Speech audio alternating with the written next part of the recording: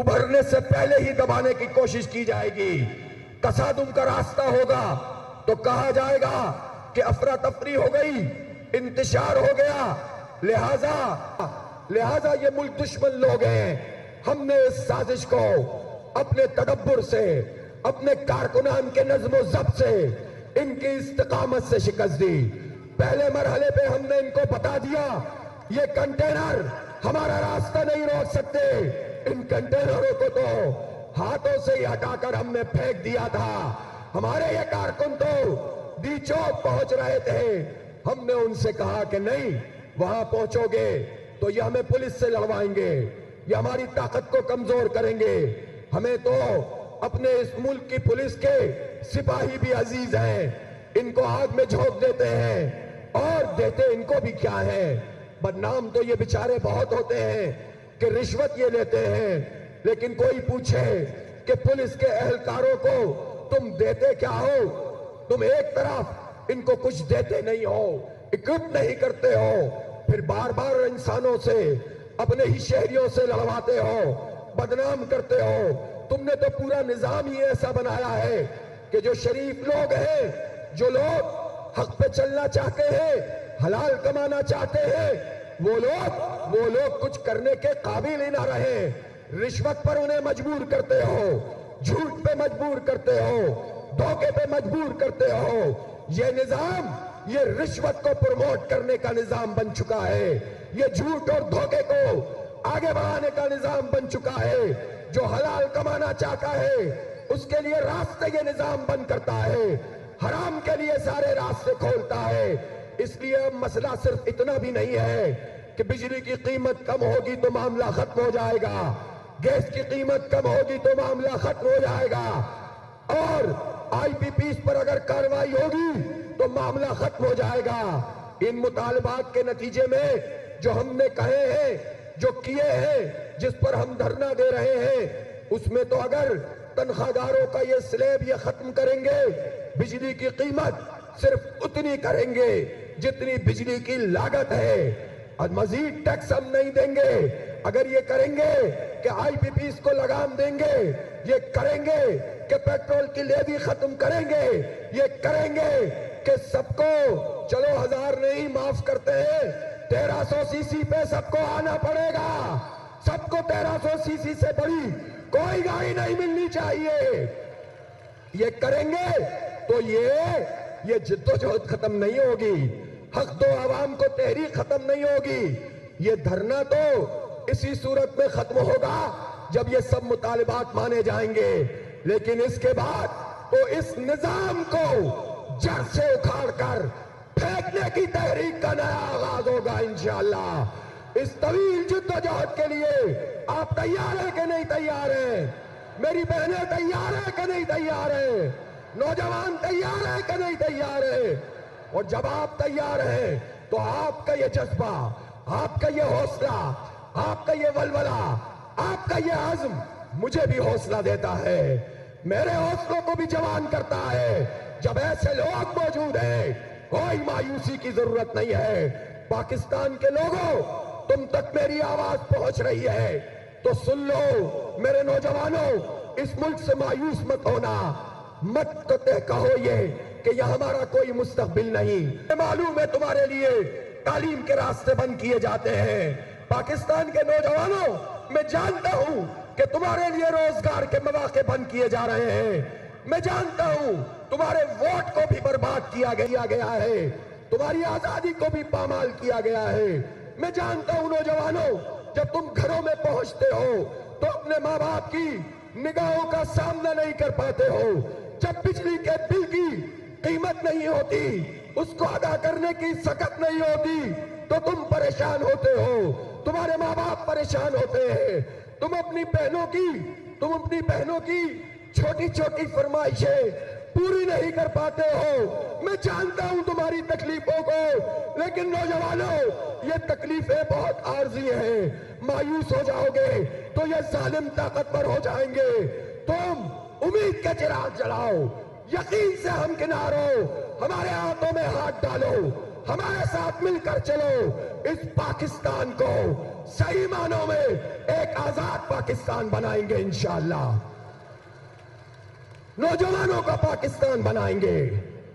मैं पूछना चाहता हूं कि यह आईपीपीस का जो धंधा है, इसमें हमारी इंस्टॉल कैपेसिटी 41,000 मेगावाट है और हमारी जो खपत है इस वक्त वो 20-22 हजार मेगावाट।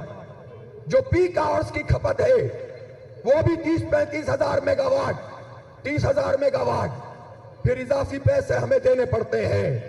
मुझे ये बताया जाए कि ये जुल्म जो तुमने किया है, क्या सोचकर किया है कि लूटते रहोगे और कोई पूछेगा भी नहीं, खाते रहोगे, कोई आवाज भी बुलंद नहीं करेगा, कोई हुकूमत में आएगा तो इन्हीं आईपीपीस वालों को अपने साथ शामिल कर लेगा, तो फिर तुम ये चाहते हो कि ये धंधा चलता रहे।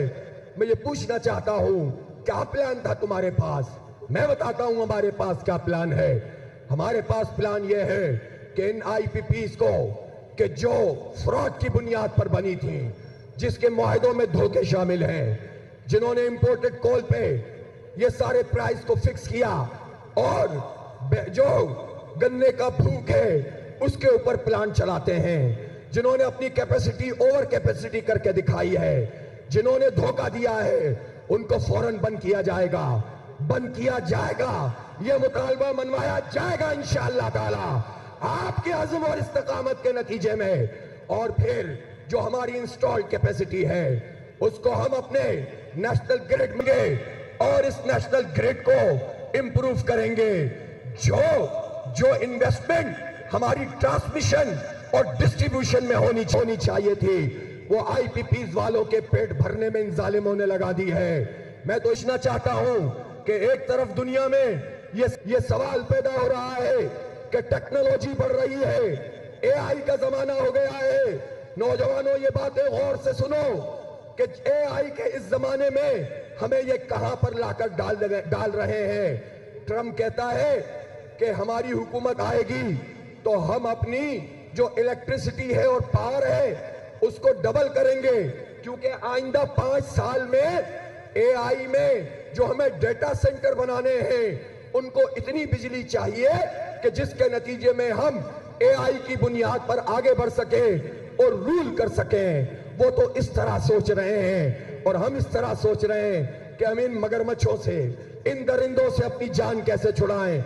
ये सारी इंस्टॉल्ड कैपेसिटी भी काम में लाएंगे इंशाअल्लाह। लेकिन जो हमारी असल ताकत है, हमारी विंड है, हमारी ये जो सोलर की ताकत है, इसका जो हीट इंडेक्स है, जो रेडिएशन इंडेक्स जगह जगह बेहतरीन है, और हमारे पास एनर्जी के जो हाइडल के मौके मौजूद हैं, इंशाअल्लाह इन सबको बुरुए कार लाएंगे और बिजली की कीमतों को उतना ही कम करेंगे जितनी कमियां होनी चाहिए। अभी तो हम मुतालिबात के फेज में हैं, अभी तो कोई इंतखाब नहीं हो रहा, लेकिन हम इस मुल्क की मईशत के मसले हल करना जानते हैं। वो नहीं जान सकते जिन्हें किकबैक्स लेनी हो, वो समझ भी जाए तो नहीं समझ सकते जिन्हें करप्शन करनी हो। हमें करप्शन नहीं करनी, हमें चढ़ाने भी नहीं चाहिए, हमें अपनी जात के लिए कुछ नहीं चाहिए, अपनी जमात के लिए कुछ नहीं चाहिए, हमें बच्चों के मुस्तकबिल के लिए बहुत कुछ चाहिए। इसलिए नौजवानों, आओ इस अजीम तहरीक का साथ दो जिसका विजन भी बहुत आगे का है, जो इस मुल्क को हकीकी मानों में दोबारा से अपने पैरों पे खड़ा कर देगा इंशाअल्लाह। नौजवानों, इन तकलीफों को हम नहीं बर्दाश्त कर सकते जिन तकलीफों से तुम गुजरते हो। तालीम की दुनिया में क्या हो रहा है? सरकार के स्कूलों को बेचा जा रहा है। मैं हुकूमत पंजाब से कहना चाहता हूं, धोखा देना बंद करो। तुम ये कहते हो क्योंकि सरकार में तुम नाअहल हो, स्कूल नहीं चला सकते, तुम स्कूलों को फिर बेच रहे हो।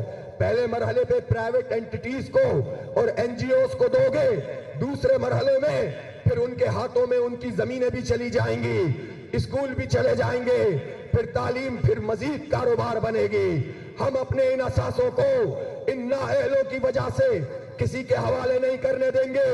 और ये 13,000 स्कूल जो पंजाब हुकूमत ने बेचने का अमल शुरू किया है, उसकी भी मुजाहिमत की जाएगी।